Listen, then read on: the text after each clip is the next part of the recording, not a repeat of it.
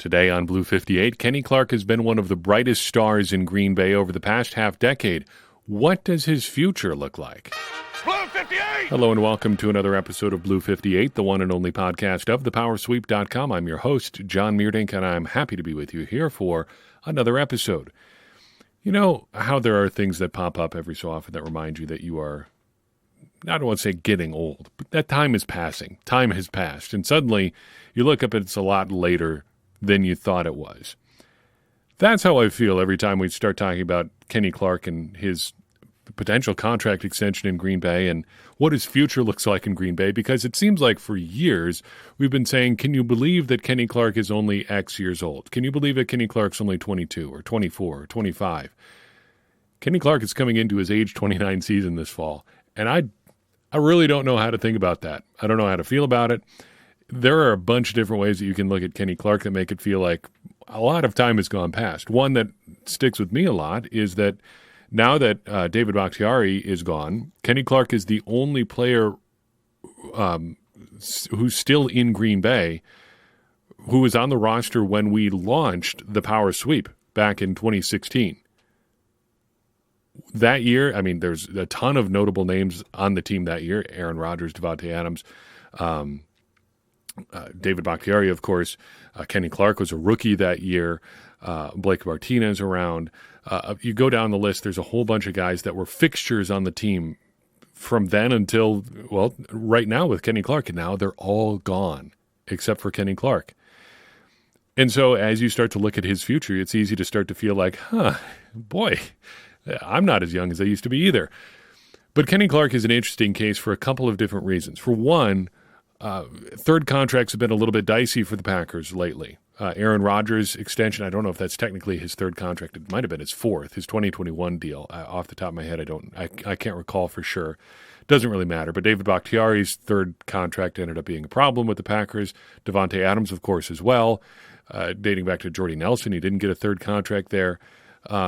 It's a little bit of a dicey situation. It is for everybody who's approaching or already on the wrong side of 30. But Kenny Clark's contract is also a little bit of a cap piggy bank for the Packers right now. He's got a cap hit of $27 million for 2024, which is unusually high, I would say, for a defensive lineman, for a non-edge rusher defensive lineman, even for an edge rusher. That's a pretty high number. An extension would almost assuredly lower that. But there's a complicating factor there, a couple of them. There's no reason to really hurry on a contract extension for Clark, because you've got everything basically taken care of cap-wise. We're through free agency. They've got enough to get through the season cap-wise, making the in-season moves that you need to, practice squad, stuff like that, a couple of in-season injury signings. You've got your buffer cap space, call it that. And then you've got Jordan Love's contract coming up, which is the only thing that's probably going to change the cap in any real respect. It looks like it'll probably move his cap number up a little bit for this year, although usually you see it move cap figures down, but because Love is kind of a unique case, it might actually move him up a little bit because he was kind of historically underpaid. Not historically like as in greater historical context, just relative to the last couple of years of his contract, he was cheap because he was on a rookie deal. So you're probably going to see him move up a little bit. The point is you don't necessarily need that money from Kenny Clark that you would get by lowering his cap hit. So all those factors together, is it smart to extend Kenny Clark at any point? Do you want Kenny Clark back on another contract? Let's talk through that. I think there's a few big factors to remember here. First and foremost, you always have to remember, and this is something we should hammer every time you start talking about a contract extension or a third contract or whatever, a second contract, any contract really, we're not giving out contracts for the past, but for the future. And that is a really, really hard thing to remember for everybody, I think. For fans, it's the hardest because it's not our money, quote unquote. It's not really the general manager or the cap guy's money either, but it's the money they have to steward, so it is theirs kind of in a way. But it's hard. We don't have to have the pain or be on the hook or have accountability for contracts we give out, so it's hard to put ourselves in those shoes. But we got to remember we're paying for the past. We're not paying for the feelings that we're paying for the future. We're not paying for feelings that guys have given us in the relatively recent past. We're not paying for the great plays that Kenny Clark made in 2019 or 2020. We're paying for the plays that he's going to make in 2025 and 2026 and 2027. And those are two very, very different things. So looking forward, how do you evaluate his plays? I think three significant factors. Durability, first and foremost. How likely is it that your guy here in question is going to be able to be on the field for the time that you want him on the field? Secondly, how likely is it that he's going to play at a high level? We're going to look at Pro Bowl and All-Pro seasons at age 29 or older. And then how likely is it that he's going to be productive? Look at sacks, look at tackles for loss, look at production ratio, stuff like that. Those are the areas that we'll look at. So the first one is easy. Durability. This has never really been a concern for Kenny Clark. It has not been a concern really at all recently. He's had some nagging stuff, some smaller injuries that have slowed him down a little bit. But since 2019, he's played in all but 4 possible games, and one of those was the last week of the 2021 season where he was a healthy scratch for the playoffs with a bunch of other guys. So he hasn't missed a lot of time. It's really not ever been a part of the picture on Kenny Clark. You don't have to worry about him missing time. Secondly, how likely is it that a player is going to make the Pro Bowl at age 29 or older playing the position that he does? According to Pro Football Reference, when you're looking at players who played in their database, either defensive line, defensive tackle, or defensive end, so what we can conservatively call defensive linemen, though they do group edge rushers in there because it's not a perfect database system. Since 2000, 148 players, well, there have been 148 seasons, not 148 individual players. There have been 148 seasons deemed Pro Bowl level at those positions, and 92 of them have happened since 2010. So if you break that across 32 teams since 2010, you're seeing about, 9 Pro Bowl-worthy seasons at defensive tackle or defensive line, just about over a 10-year period. It's not 10 years since 2010, so a little bit less than that. So in that 7 to 10 range per year, let's put it that way. Okay, fairly decently likely that there's going to be an age 29 or older Pro Bowl caliber season from a defensive lineman. What about All-Pros? How likely is it that a player aged 29 or older is named an All-Pro? Again, according to Pro Football Reference, there have been 28 All-Pro seasons among defensive linemen at age 29 or older since 2000. Since 2010, there have been 15 seasons by 12 different players. So again, you are seeing older defensive linemen play at a high level pretty frequently. It's rare, but it's not necessarily unusual. 15 All-Pro seasons since 2010 is a little bit less than one guy per year. But again, rare but not unusual. You see it happening fairly frequently. For someone who's played previously at a high level, like Kenny Clark, he hasn't ever been an All-Pro, but he's a 3-time Pro Bowler. I would say it is not impossible, not even unlikely, that he would continue to play at a high level at age 29 and beyond. So this year and subsequent years, I think it's a pretty good bet that we continue to see Kenny Clark be basically at the level that he's been. If you look at his productivity historically, and we'll dive into that here in a little bit, his productivity numbers have been fairly steady over the past 5 years or so, too. You don't see a bunch of dip or up and down in terms of his production numbers. He just continues to stack up similar seasons year after year after year with small fluctuations from year to year. Now, productivity-wise, looking a little bit wider, how likely is it that we're going to see Kenny Clark-type numbers from a defensive lineman like Kenny Clark over the next few years? Well, again, looking at Pro Football Reference, since 2010, there have been 48 times over that span that a defensive tackle has had 5 or more sacks. Since 2000, it's happened 93 times. So you're seeing it fairly frequently, older defensive linemen putting up significant sack numbers.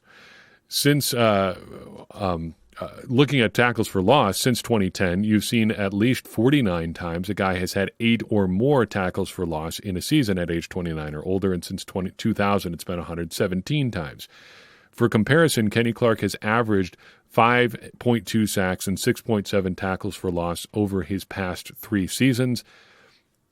It seems pretty likely that he's going to be able to continue to hit those numbers at age 30 and beyond. We look at production ratio as something that is a pretty good indicator of what guys are doing productivity-wise, both on the defensive line and both at edge rusher and on the defensive line. again, just as a reminder, production ratio is sacks plus tackles for loss divided by the amount of games played. For edge rushers, you're looking usually for about 1.0 or better in terms of that ratio. For defensive linemen, interior linemen, I usually lower it to about 0.75 or so in terms of raw productivity. Not hard and fast numbers, but that gives you a ballpark, I think, for pretty realistic and sustainable numbers for what you would consider a good pass rusher. Dating back to 2000, I took a look at how often this has happened in Packers history, especially at the older years. I looked at every player who has had 2 or more sacks, 2 or more tackles for loss in a season where they've played 10 or more games for the Packers. That has happened 158 times since 2000. Among the older rushers, it's not as often, but not exactly rare either. There have been 12 times in that span that a pass rusher at age 29 or older has had a production ratio of 1 or more. Julius Peppers is responsible for a bunch of those. He hit 1.22 his best season in 2015 at age 35. Not too shabby at all. Clay Matthews in 2017 had a 1.11 at age 31, and Santana Dotson all the way back in 2000 hit 1.08 at 31 as well. And you've got a bunch more.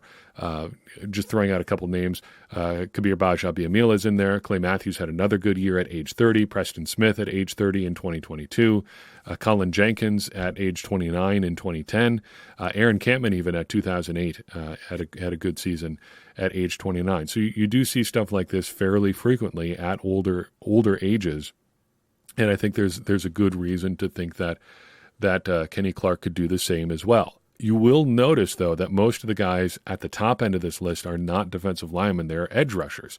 Julius Peppers played on the edge. Clay Matthews played on the edge. KGB played on the edge. Preston Smith is an edge rusher. Santana Dotson and Cullen Jenkins are really the guys that you're looking for at interior rusher who put up significant numbers at about the age where Kenny Clark is and even a little bit older.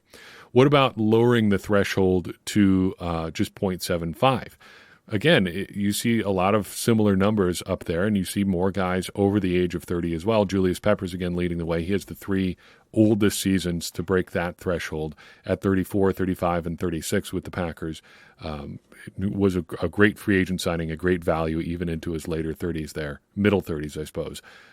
But a very good value signing.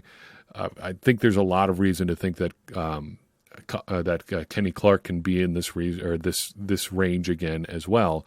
You don't see a whole lot of differentiation beyond those top names. You just see a bunch of guys who continue to do it into their 30s as well. Kenny Clark's production ratio cumulatively has been at 0.71 over the past 3 seasons. That's pretty good for an interior rusher, a little bit lower than we look for just in terms of pure numbers there, but still pretty solid there and pretty good, generally speaking, for Kenny Clark. He has waned a little bit, though, overall in terms of his productivity. His most productive seasons were back in 2018 and 2019. Those were his highest productivity years. He was a 1.08 and 0.94 production ratio both those seasons, under, of course, Mike Pettin, the Packers' previous defensive coordinator.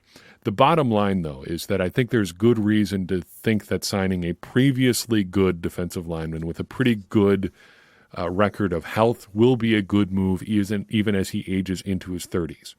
Kenny Clark's durability has never been an issue. He's always been a high-level player, and I think there's a pretty good reason to think that he's going to age pretty well as well. Injuries are something that you can't really account for. Yes, guys do tend to get injured a little bit more as they get older, but a lot of those guys that we talked about who were productive into their 30s had some injury issues. Clay Matthews was rarely a paragon of health after 2013 or so, but he still was productive well into his 30s, and I think played a style of football that was a lot more physically demanding than even what Kenny Clark does. Kenny has to run into a lot more big bodies than Clay did, but in terms of needing absolute peak athleticism to succeed, I don't know if Clark has to do those same sort of things that Clay Matthews would have to be successful. You don't need to be extreme athlete Kenny Clark to be effective Kenny Clark the same way that Clay Matthews needed to be the most athletic version of himself to really succeed. So I think there's good reason to think that his game is going to age fairly well. However, if you're looking at signing Kenny Clark long term, I think there's also some reason to think that there could be some disappointment here as well. Kenny has never been a big numbers guy. He had a career high in sacks this past season with 7.5, but it's never really been a stuff the stat sheet sort of proposition for him. He's been a space eater for a lot of his career, a penetrator to be sure, a guy who gets into the backfield, but not somebody who racks up a whole ton of stats. So if you sign Kenny Clark, if you see the Packers sign Kenny Clark, and you're hoping from big numbers from Kenny into his 30s, you're probably going to be disappointed. There's really no reason to think based on his track record to this point that he's ever going to stack up against the really best age 30-plus players in terms of just the raw productivity there. That would be an outlier for him in his career to this point. I still think it's probably a fairly good bet to resign him. I really don't know what the Packers would do, and I don't know what I would do in that situation. I think I would lean more towards signing him, though, looking what else I have in the pipeline at defensive line, considering that it can take a while for guys to kind of settle in as defensive linemen. Case in point, look at Devontae Wyatt. He was better this past season than he was as a rookie, but still we're heading into year 3 looking for him to really become a first-round talent on the field. Like, I still think the talent is there, but in terms of what you've gotten for that talent, it hasn't been there yet. I think even Devontae would say that. Like, he hasn't produced like a first-round pick yet. If that sort of development track holds for another guy that you would bring in, say, to replace Kenny Clark after the season, you're looking at 25, 26, probably 2027 before you're getting real productivity out of that first-round pick. If you could offset the need for that by just signing Kenny Clark into his age 31, 32, or 30, 31, and 32 seasons, you can ride things out with Devontae Wyatt in the meantime there. Bring along another guy who sort of fills in for both of them eventually, and then you can continue to backfill behind both of those guys. From a roster-building perspective, I think it does make a lot of sense to re-sign Kenny Clark and then just add some more resources on the back end as you transition from Kenny Clark to Devontae Wyatt to whoever comes after both of them, potentially. Got a little bit more I want to talk about, but first I want to give you the pitch for the Patreon that we're talking about in every podcast episode here, patreon.com/thepowersweep or thepowersweep.substack.com, 2 places you can support the Power Sweep and Blue 58 and help us continue to do what we're doing in an ad-free way. You're going to get some bonus content if you support at a given level, a certain level. I think it's $3 per month, $5 per month, or $10 per month on Patreon. You're going to get some merch headed your way, which we are taking a loss on, but I just want to make sure that we're taking care of the people who help take care of us. Just give you a little bit of an added incentive to support there. And then, of course, you get access to our excellent Discord server. Lots of fun stuff going on in there. In fact, as I record this, we're actually in the midst of our Dynasty draft for the first ever Power Sweep Dynasty Fantasy Football League, which has been a lot of fun. We got people from all over the world in that. It's been a fun thing to do over the past couple of days as we're taking it very slow, but doing some fun stuff in there. So if that is of interest to you at all, it means a lot to me to see people's support. It helps keep the site going and the podcast going, and just allows you to connect with Packers fans from all over the world in a unique way. Seems like a pretty good bet to me. Consider it. Think about it. And there are links in the show notes for this episode if you want to jump in either of those spots. All right. I've mentioned a couple episodes ago that I'm working on a series of research projects based on as many different positions as we can get to until training camp ramps up in the middle or end portion of July. And today we arrive coincidentally, not coincidentally, I planned it out this way, but coincidentally, we'll just say for the sake of the joke, at the defensive line. And I want to do a better job of providing ways where we can visualize or contextualize how guys are doing on both the defensive line and at the edge rusher position. How do we compare guys season to season beyond just looking at box score stats? One of the things that always helps me in this area or in areas like it is to look at rate stats. We've been trying to make a better use of Pro Football Focus's pressure rate stats pressure rate. Yeah, we as opposed to production ratio. How often are guys getting to the quarterback or affecting the quarterback on a snap by snap, game by game basis? But they also have a great stat called stop rate. Stops are how often a defender makes a stop or a tackle in a way that is analytically disadvantageous for the offense. So if you look at success rate as kind of the companion stat here, that's how many yards is considered a successful down for the offense based on how many yards they have to go. So on first down, it's like 60% of the yards you need to go to get a first down. Second down, it's a little bit lower. Third down, it's a little bit lower than that. But fourth down, or it's a little bit higher, excuse me. And then fourth down, obviously, you have to get all of the yards that you need on that given down and distance to consider it a successful run. If it's a 4th and 15, for instance, and you have a 12-yard run, that's great for you. 12 yards is a great run just in a vacuum, but it does you no good at all because you needed 15 yards in that circumstance. So a stop would be anything that stops the offensive player short of those numbers. So what if we plotted out just on an XY axis, stop rate versus pressure rate? What would we see among the highest performers in recent Packers history? Just today, I've run all the numbers on this dating back to 2016, went back to 2016 because that gets us all of Kenny Clark's season and everybody he's ever played with on the defensive line as well. Eventually, I want to extend it back all the way to 2007. That's as far back as PFF has data for. But just right now, and I'll publish this at thepowersweep.com, I think sometime this week, just so you can have a look at the graph. I took a look at everybody who had a minimum of 100 pass rushes and 50 run snaps in a given year and charted them all out. X is pressure rate and Y is run or stop rate. What did we get? Who were the best performers when you plot it out that way? Who really stands out? A few takeaways. First, the best pass rush seasons were Rashawn Gary in 2022, who put up a pressure rate of 18.63% pre-injury, of course, prior to when he tore up his knee. Rashawn Gary in 2021, who had a pressure rate of just over 18%. And Zadarius Smith in 2019, who had a pressure rate of 17.68%. Man, Zadarius at his very best was a force to behold, a force to be reckoned with, and certainly one of the better free agent signings in recent Packers history for those first couple of years, and then things kind of went south from there. The best run-stop seasons, as we found out, Tyler Lancaster coming out of nowhere in 2018 with a 13.14% stop rate. Also a bit out of nowhere, Nick Perry back in 2016 was second on the leaderboards with a stop rate of 12.44% that year. And then for a third consecutive surprise, Rashawn Gary in 2022 with a 9.88% stop rate for when he was on the field as well. Gary's injury in 2022 really robbed us of one of the best all-time great seasons, I think, in recent Packers history. We're not going to see anything like Rashawn Gary in 2022, hopefully until Rashawn Gary in 2024, when he fully recaptures that form and really lights the league on fire this year. So who had the best overall season? There's a couple different ways that I think that you could look at it. You could just add the percentage and who had the biggest numbers. Doing it that way, here's your top five. Rashawn Gary in 2022, a total number of just over 28. Rashawn Gary in 2021, surprising me a little bit, but right up there as well. 25.41 was his total number. Then Nick Perry again in 2016, cracking 23. Zadarius Smith and Mike Daniels round out the top five then with 23 and 22. The total numbers, run stop, or stop rate and pressure rate added together. Pretty good top five there. Some really solid defensive line and edge rusher talent in Green Bay over the past 5 or 6 years or so.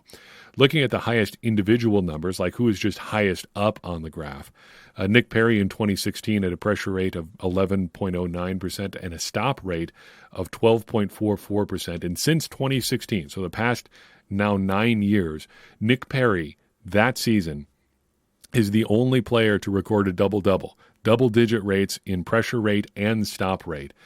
I understand, even if it didn't work out, even if it was a little bit of a head-scratcher given how Perry had been injured, I understand why the Packers did what they did at the end of that season. He was that good in 2016. It's not inaccurate to say that we've never seen anything like it since then, because we haven't. Nobody else has cracked double-digit rates, but there's a couple of people who have been close. Rashawn Gary got close there in 2022, pressure rate of just under 19%, like we said, and a stop rate nearly at 10%, 9.88. Kenny Clark, very close to double-double as well, pressure rate of 11.27% in 2018, stop rate of 9.66% that same year, and then Kenny Clark again, 11.9% in 2019, and stop rate in 9.45% as well. So, again, you don't want to give out contracts based on past performance, but I concluded with those numbers just because I wanted to talk about how hard that will be in Kenny Clark's case, just because of how good he's been over the past few years. The very best that we've seen from Kenny Clark is among the best seasons we've seen from anybody on the Packers in most of the last decade. And I suspect as I continue to fill out more stuff in this chart and graph it out a little bit more, that will just continue to be the case. And Kenny Clark is just going to stand out even more in recent Packers history. So I've got for you in this episode of Blue 58. I appreciate you tuning in. I'd appreciate it even more if you take a second and share this episode with someone you think would enjoy it. It's going to help more people find the show and get more people involved in this conversation you and I are having about the Green Bay Packers, which in turn is going to help all of us, me included, become smarter Packers fans. And as I always say, smarter Packers fans are better Packers fans, and better Packers fans are what we all want to be. I'm your host, John Meerdink. We'll see you next time on Blue 58.